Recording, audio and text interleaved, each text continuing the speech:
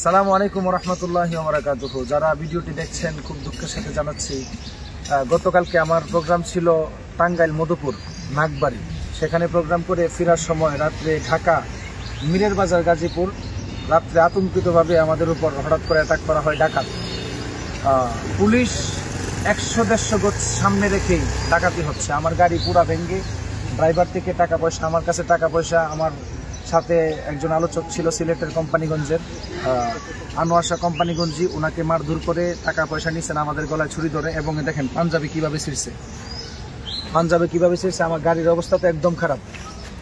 পরবর্তীতে থানাতে গেছি, থানাতে যাওয়ার পরে থানার অফিসারদেরকে বললাম, ওনারা বলতেছে ওইখানে নাকি কোনো ডাকাতি হয় না কোনো দিন, এই প্রথম হয়েছে। অথচ স্থানীয়দের কথা হচ্ছে এখানে গত মাসেও নাকি একজন ড্রাইভার সাহেবকে ডাইরেক্ট গলা কেটে মেরে ফেলছে রাস্তার মধ্যে। এই হচ্ছে অবস্থা।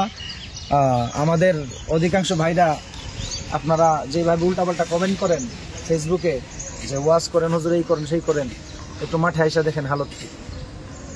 যে গাড়ি যে ভাঙলো রাত্রে, সারা রাত্র যে রাস্তায়, এই যে আমার দেখেন এই অবস্থা দেখেন, নতুন কাপড় টাইন না ছিঁড়ে ফেলছে, গলার মধ্যে ছুরি ধরে। এই সমস্ত মুখোমুখি তো আমরা হই। যারা উল্টাপাল্টা কমেন্ট করেন একটু ভালো করে চিন্তাধারা করেন। আর প্রশাসন এখন সব গুলালু মার্কা প্রশাসন হয়ে গেছে। আমাদের 200 গজ দূরে পুলিশ, আমি দেখে আসছি মাত্র, আমাদের এখানে ডাকাতি করে গাড়ি দাঁড় করাইয়া, ওনারাও এখানে গুলালু খায় বসে বসে। এই হচ্ছে অবস্থা।